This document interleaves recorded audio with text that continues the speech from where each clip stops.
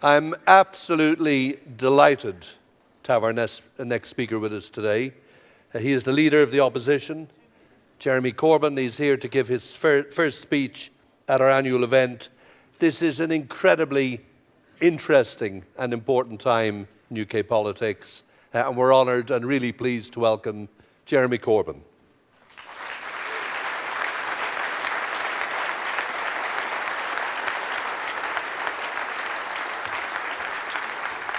Thank you.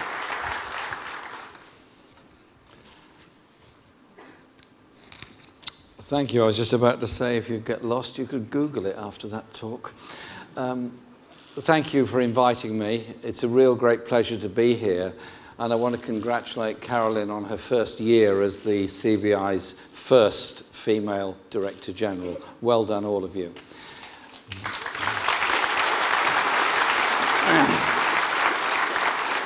And I have to say, my shadow cabinet has a majority of women around the table as well, because I believe very strongly in ensuring there's real equality of opportunity. This has been a challenging time for business, and Carolyn has shown great insight and leadership. And I'm also grateful for your invitation. And I'd like to reciprocate to Carolyn and your President Paul to the conference Labour is organising on the with our European partners in February. I've already given them a handwritten invitation to come, and we're going to be discussing how best to achieve the smooth transition through Brexit that Paul was talking about today, both for this country and for Europe. And I look forward to both of you attending that conference and making a contribution to it. 6 years ago, the CBI, TUC, and the Equality and Human Rights Commission jointly issued the Talent Not Tokenism report to promote greater diversity in business. Not only because it was the right thing to do, but because it's good for business. And thanks to those companies which have delivered real results since then. Now the TUC, under my friend Frances O'Grady, and the CBI are both led by women. I'd also like to congratulate Paula Nichols on becoming John Lewis's first female managing director. Paula rose from the shop floor and after 20 years ended up running the organisation. I know what that feels like. It took me 32 years to get from the back benches to the front benches in Parliament. But if you had told me 2 years ago I'd be addressing the captains of industry at the CBI annual conference, I don't know who would be the most shocked. All of you are here or me. But we do have a lot in common, actually. As leaders, we all had to deal with enormous change and instability. And some of you have faced the odd challenge along the way. Tell me about it. I've faced a few challenges and it's enjoyable. However, personal thoughts aside, we now all face some of the biggest changes and challenges of our time. The challenge of your conference is innovation, growth and prosperity in a world of disruption. And there can be few bigger potential disruptions to the future growth and prosperity of this country than a mishandled and chaotic exit from the European Union. But before focusing on Britain's decision to leave the European Union, I want to reflect on the economic conditions that contributed to so many people across the country voting to leave. There were many reasons, but both Britain's decision to back Brexit and the election of Donald Trump in the USA are an unmistakable rejection of a political establishment and an economic system which hasn't been working for most people. It's a system that's delivered ballooning inequality along with falling or stagnating living standards for the majority.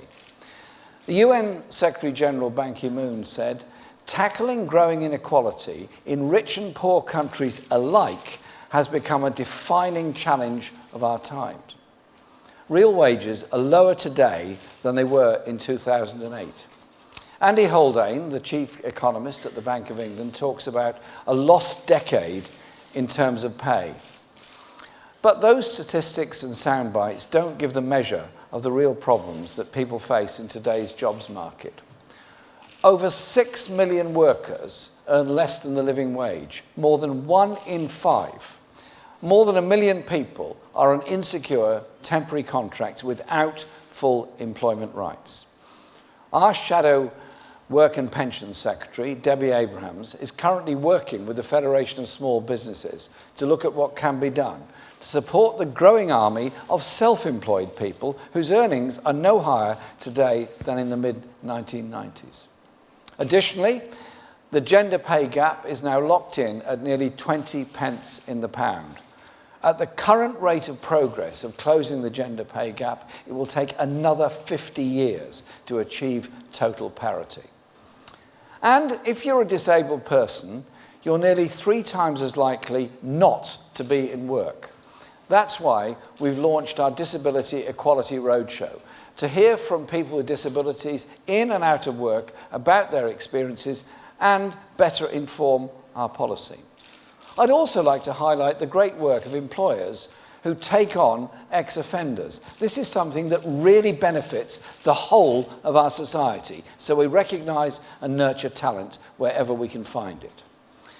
For too many families in Britain, increasingly insecure work means they cannot plan for their future, how to pay the bills, mortgage or rent. There are far, far too many people struggling to make ends meet because wages are low, hours are insecure and rents are too high. They're not just about managing, many are simply just about surviving. This is what happens when government and the economic model is relied on for a generation fails to deliver. What we've seen in Britain, the US and elsewhere is the rejection of a failed economic consensus and a governing elite which has not listened. This is a corporate as well as a political failure. And after the latest global wake-up call from the US, the need for a real alternative to a failed economic and political system could not be clearer. So those of us who want to see an open, tolerant, more prosperous Britain must make common cause in the battle for that future, the battle for the future of our country. It's a future that must be based on us working together to achieve social justice and economic renewal rather than sowing fear and division. Every business needs a plan for a stable and successful future. But following the British people's decision to leave the European Union, businesses have been plunged into a huge uncertainty by a government that doesn't appear to have any plan at all. I believe when it comes to government, there's bad intervention and good intervention. Bad intervention wants to name and shame you on the basis of how many foreign workers you employ. Bad intervention wants to punish you with a shambolic Brexit that limits our ability to trade with the world's largest trading bloc on our doorstep, just 20 miles away from Dover. As Caroline has said, a Brexit deal without tariff-free access to a single market would close the door on an open economy. Bad intervention also covers an international trade secretary, and I'm quoting, so please don't attribute this to me, "You're fat, lazy and spending too much time on the golf course." I remember Labour's pro-business strategy in opposition in the 1990s was known as the prawn cocktail offensive. This government's attitude sometimes just seems plain offensive. After 6 years, the government's failure to invest in infrastructure and scientific research has put at risk our future prosperity. British employees are now a third less productive than American, German and French workers, not because they don't have the drive, talent and spirit to succeed, but because this government's prioritised ideological cuts over investing in Britain's prosperity. Their absurd fiscal rule meant they treated capital investment like resource spending, like treating credit card debt the same as investing in a mortgage. Now, there's an opportunity for the new Chancellor, Philip Hammond, to change course and take the bold action necessary to support our economy. Last week, our Shadow Chancellor, John McDonnell, set out 3 tests that we want the government to meet. First, we need a credible fiscal framework that ends austerity and supports investment, crucial to make our whole country successful post-Brexit. To do that, the government needs to replace its failed fiscal framework with Labour's fiscal credibility rule, drawn up with world-leading economists to provide clarity and confidence in our approach. It would ensure We will only spend what we earn, but allows flexibility to invest for the long term in order to grow the economy for the good of all of us. Second, we need real support for those in work on low and middle incomes who will struggle as prices rise. The Chancellor can start by introducing the real living wage and reversing those cuts to low and middle earners through universal credit. Third, we need secure and properly funded public services. Our National Health Service is at breaking point with a 2.5 billion deficit, and social care in crisis with 1 million people not receiving the care they need, undermining those in work who sometimes give up jobs in order to care for people. The same applies to local authority funding, cut every year under the Tories. The challenges our country faces are very pressing. We need a government that is truly ambitious for Britain, not more cuts and half measures. Unfortunately, the Prime Minister's commitment today on infrastructure and research and development fails to recognise the gravity of the government's economic failure and betray a lack of ambition for this country. Our alternative is this. As well as a critique of what's wrong, Labour also wants to set out the path of a better way. That's about good intervention. In fact, it's intervention for the common good. Help not only for businesses, but for workers, young people, families, pensioners, for the country as a whole. Government supporting business and giving you the tools you need to improve the well-being and prosperity of our country and its people. And I see we have plenty of common ground with the CBI. In your submission to the autumn statement, you called on the government to invest for the future, prioritising measures that boost productivity and increase life chances across all regions and nations of this country. We couldn't agree with you more. So I want to set out the framework for a new settlement with business. First and foremost, a Labour government will prioritise investing in our economy. To support investment-led growth, Labour will put a national investment bank at the centre of our plan to rebuild and transform Britain. Our National Investment Bank will deliver long-term strategic investment in our underpowered infrastructure and provide the patient finance that our businesses need across the country. Who can be content with seeing the US and Germany investing in cutting-edge and green technologies while Britain lags behind? So we agree with the CBI in your call for this government to get going on major infrastructure projects. As well as delivering HS2, we desperately need to improve links from east to west across the north of England. And we cannot stand by while a shortage of affordable housing leads to suffering and insecurity for so many people and the damage to life chances of so many children. House building has dropped to its lowest level since the 1920s. So, Labour would fund a dramatic increase in the number of affordable homes to rent and buy in the private sector and by local authorities. Our country's history is based on individual ingenuity and also on collective endeavour. But Britain now spends less on research as a share of national income than France, Germany, the US and China. The next Labour government will support innovation by aiming to meet the OECD target of 3% of GDP a year on all research and development, a move also backed by the CBI.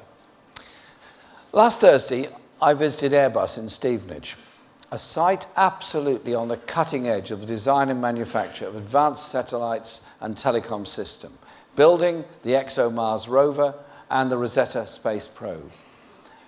But they're also investing in Britain's future by increasing the number of apprentices and doubling the number of graduates they've taken on this year.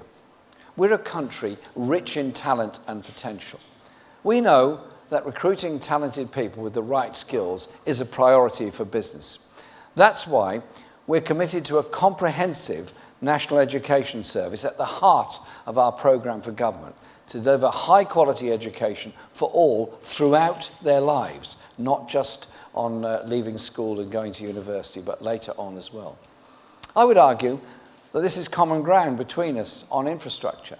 Investing in people and skills, R&D and house building are all good examples of a common good intervention. Of course, businesses will need to contribute. It will mean some increases in corporation tax, while maintaining one of the lowest rates in the world.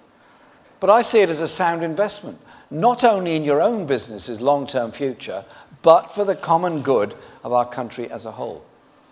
The Prime Minister's suggestion that Britain should chase after Donald Trump in a race to the bottom in corporation tax to 15% or below, I think, is reckless and short-term grandstanding.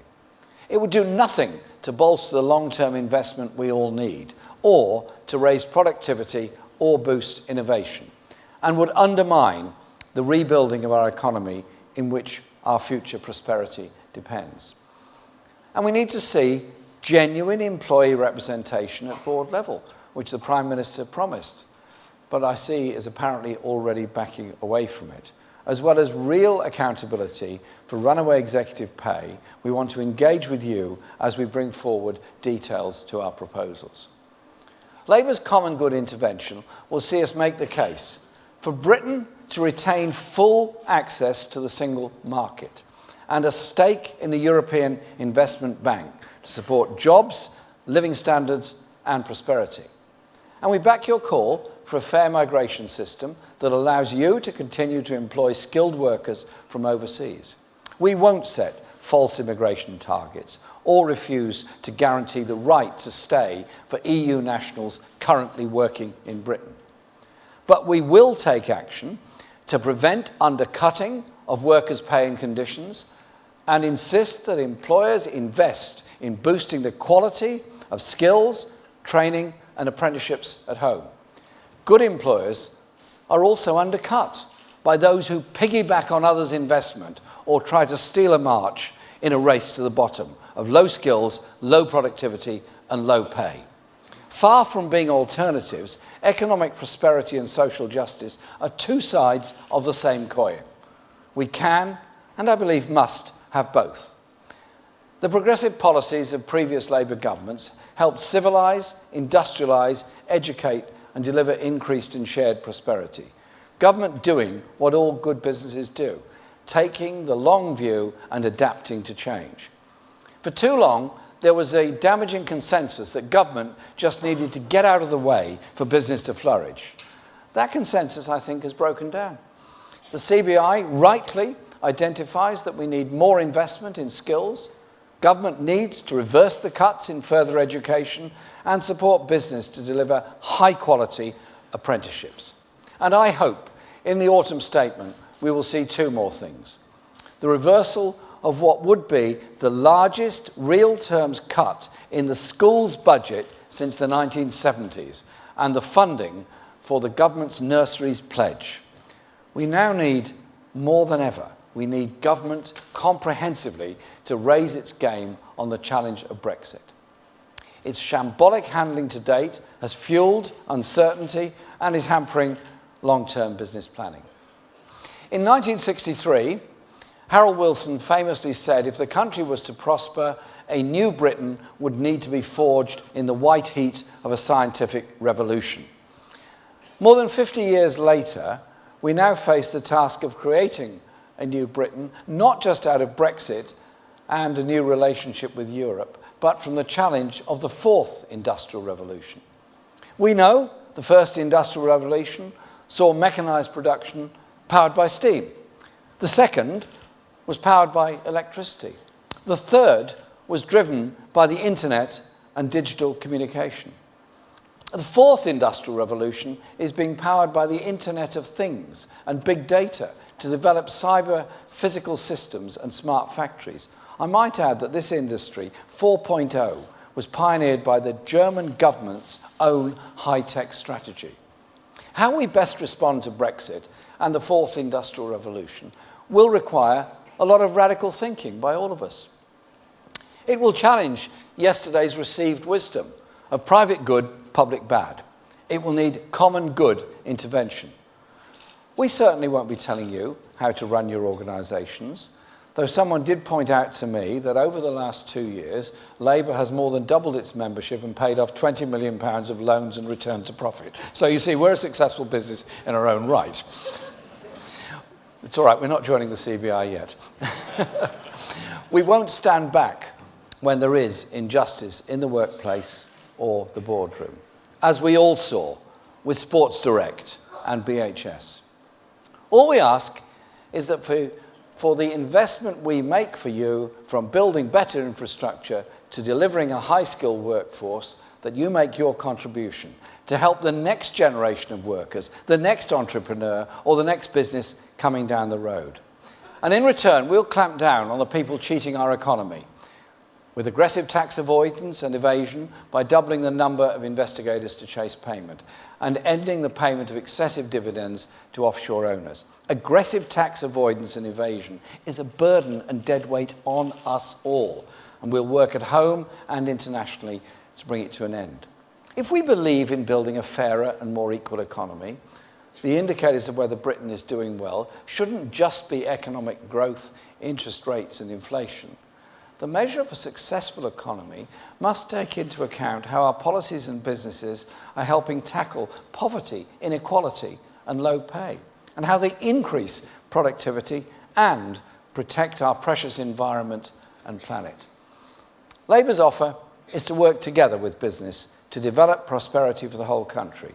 We want everyone and every community to share in that prosperity in every part of the country.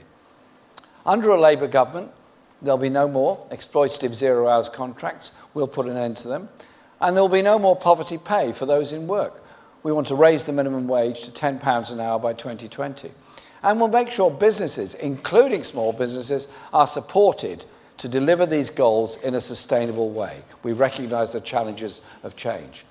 The challenge of Brexit and cutting-edge technology, especially from the gig economy, throws up both problems and opportunities. Which is why I invite all of you, along with businesses across the UK, to get involved and engaged in helping us, all of us, to shape Britain's future. We want you to feed into our industrial strategy, led by our Shadow Business Secretary, Clive Lewis, to design an industrial strategy that meets the needs of 21st century Britain. It isn't about the old straw man of picking winners or pouring good money after bad into white elephants.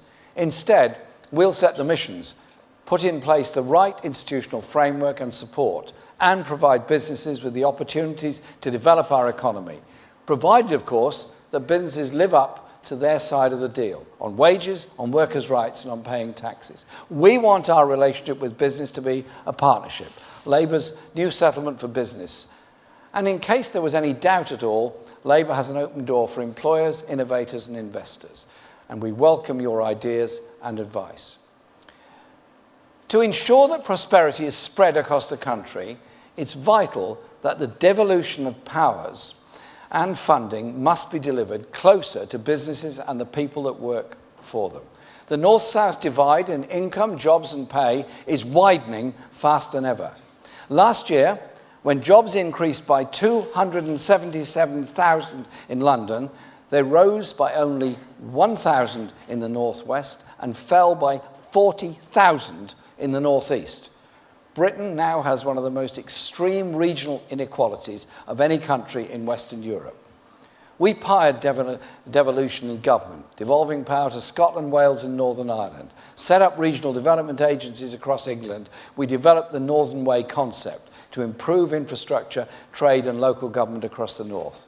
That's been scrapped by the Conservatives and the Northern Way, only to bring them back as weaker local enterprise partnerships and the Northern Powerhouse. And if we to get sustainable growth in post-Brexit Britain, then we have to maximise these collaborative partnerships. I'll give you an example. Hull, a city devastated by the loss of the fishing industry, has once more turned to the sea to find its future. The Labour Council, its MPs and government worked with Siemens to invest £160 million in Greenport Hull to build wind turbine blades to power the renewable energy revolution, taking place just off the coast, creating 1,000 jobs into the bargain. That's why Our proposal for a national investment bank will be supported by a network of regional banks, publicly accountable and locally managed, with specialist knowledge of their areas. These regional banks will help break the logjam in the British financial system that has starved small and medium-sized enterprises of the lending they need to flourish. Labour will be on the side of the innovators, entrepreneurs and investors that our economy and our workforce needs. We will use public intervention to unleash the creativity and potential of entrepreneurial Britain. Labour is open. We're open to change, open to new ideas, open to working with you. In return, we ask you to be open to listening to the workforce in the boardroom as well as on the shop floor. Open to investing in Britain and paying a bit more corporation tax to make this country more powerful, more productive and fairer, so you'll get a return on your investment. And open, I hope, to working with us. Together, I'm confident we can rebuild and transform Britain for the common good, to create a fairer, prosperous and more sustainable country for all. Thank you very much for inviting me here today.